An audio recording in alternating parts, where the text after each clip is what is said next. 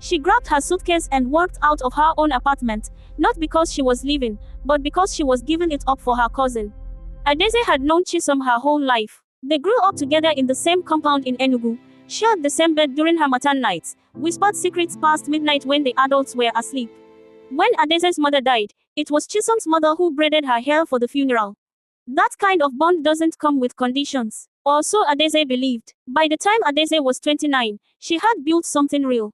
A 2-bedroom apartment in Lagos, a stable job in HR at a mid-sized tech firm, a savings account that had finally crossed the 6-figure mark. Nothing glamorous, but it was hers, every kobo of it earned through overtime shifts, skipped vacations, and 2 years of eating jollof rice 5 days a week to cut costs. Then the call came. Ada. Chisom's voice was low, careful. I don't know who else to call. Adaeze sat up. What happened? Emeka lost his job. We're 3 months behind on rent. My landlord is threatening to throw us out before the end of the week. The children. Ada. I have 3 children. The silence that followed was the kind that asks a question without saying a word. Adaeze closed her eyes. How much do you need? That was the first sacrifice. 300,000 naira, gone in one transfer. Chisom cried on the phone for 5 minutes. Called her an angel. Said God would reward her. Said she didn't know what she would have done without her. Adaeze told herself it was fine. It was family. But it didn't stop there. 2 months later, Chisom called again. This time, her eldest daughter had been offered admission into a private secondary school, a good one, the kind that could change the child's trajectory. The school fees were steep. Emeka still hadn't found work. Could Adaeze just help with the first term? Just the first term. Adaeze hesitated. She had a goal. She was 7 to buy land, something her mother always wanted. But Chisom's daughter had a bright face and brighter eyes, and Adaeze had seen that little girl recite her times tables at age 5.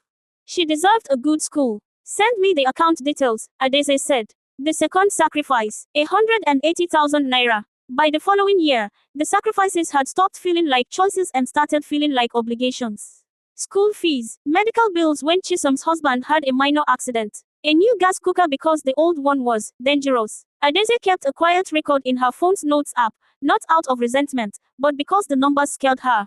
Over 18 months, she had given Chisom over 900,000 naira. Her savings account no longer crossed the 6-figure mark. She hadn't told anyone, not her friends, not her colleagues. She carried it the way women are taught to carry sacrifice, quietly, with a smile, and with the private reassurance that it was worth it because family was worth it. Then came the apartment. Adaeze had been offered a transfer to her company's Abuja office, a promotion, a raise, a new city. She'd need to leave her Lagos apartment, the one she had lived in and furnished carefully over 4 years. She couldn't afford to keep paying Lagos rent while starting over in Abuja. She needed somewhere to stay temporarily while she found her footing. Chisom called before she even had time to think. Ada, I heard about the transfer. Congratulations, you deserve it. A pause. What are you going to do about your apartment? I'm going to sublet it. Use the rent to cover the first few months in Abuja while I settle. Oh, Chisom said slowly, you let us stay there. Just for 6 months, rent-free. It saves you the stress of finding a subtenant. We take care of the place. Everybody wins. Adaeze looked around her apartment. The curtains she'd picked out herself. The bookshelf she'd built from scratch with a YouTube tutorial and 3 hours of frustration.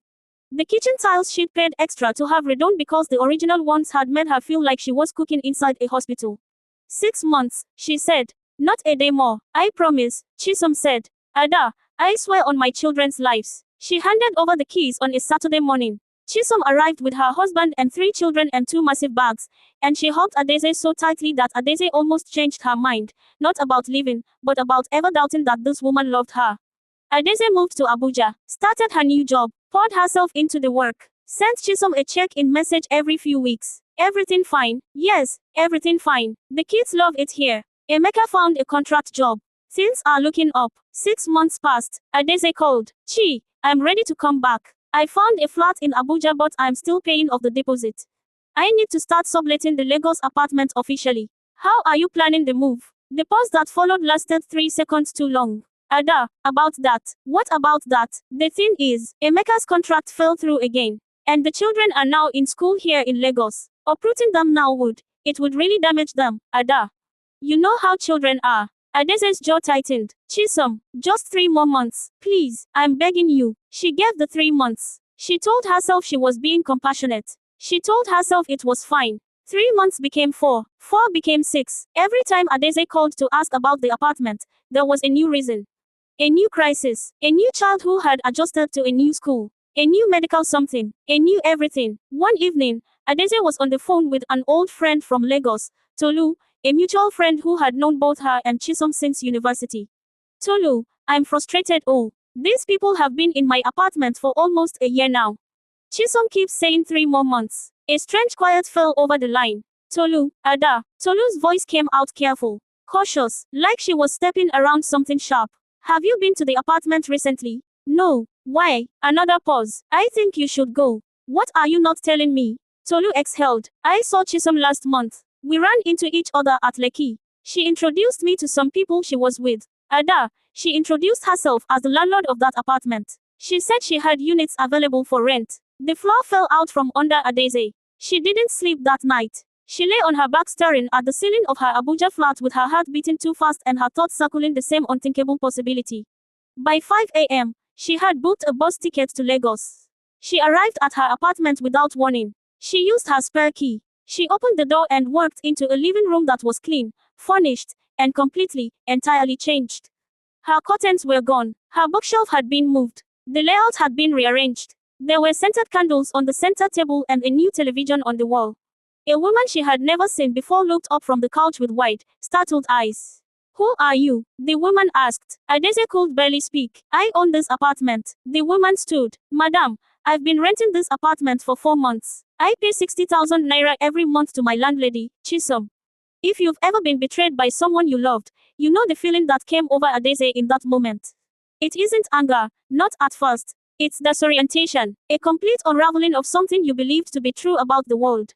She called Chisom from the doorstep. Chisom picked up on the second ring. Ada, how are? I'm in my apartment. Silence. Chisom, there is a woman sitting in my apartment who says she pays you rent. A long, terrible pause. Then Chisom's voice shifted into something Adaeze had never heard from her before, something slippery and defensive. Ada, I was going to tell you. Things just got complicated. We needed the money and the apartment was sitting there. You have been collecting rent from a tenant and keeping it in my apartment that I gave you for free. I've been meaning to send you your share. My share. Adaeze's voice cracked. My share of my own apartment. She hung up. She got back on the bus to Abuja that same night. She didn't cry until she was seated and the city was disappearing behind her. Then she cried the ugly kind, not graceful, not quiet. The kind that has been collecting inside you for a year and a half of silent sacrifice. But here is the thing about Adaeze. She didn't collapse. She found a lawyer, sent a formal notice. Chisom vacated within 2 weeks. Apparently the legality of it all became very real, very fast, when a letter with official letterhead arrived at the apartment door. Adaeze put the apartment up for legitimate rent, used that income to rebuild her savings account. Within 8 months, it crossed the 6-figure mark again. She did not speak to Chisom for 2 years. When she finally did, at a family burial, because life does not spare you these encounters, Chisom tried to explain. Said she was desperate, said she was ashamed, said she'd been too afraid to tell the truth and kept digging deeper into the lie. Adaeze listened. She didn't shout. She didn't make a scene. She simply said, "You didn't steal from a stranger, Chisom.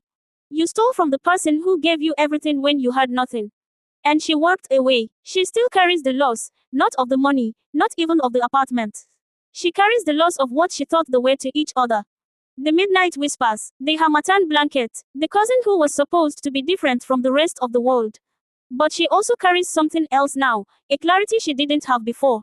The kind that only comes after you've loved someone fully, been born completely, and decided, quietly, without drama, that you will survive it. Adaeze bought the land, the one her mother always wanted. She put it in her own name. If this story moved you, hit the like button right now. It helps more people find stories like this. And if you've ever given everything to someone who didn't deserve it, drop a comment below. You're not alone. Subscribe so you never miss a story, because next week, we have one that will genuinely leave you speechless.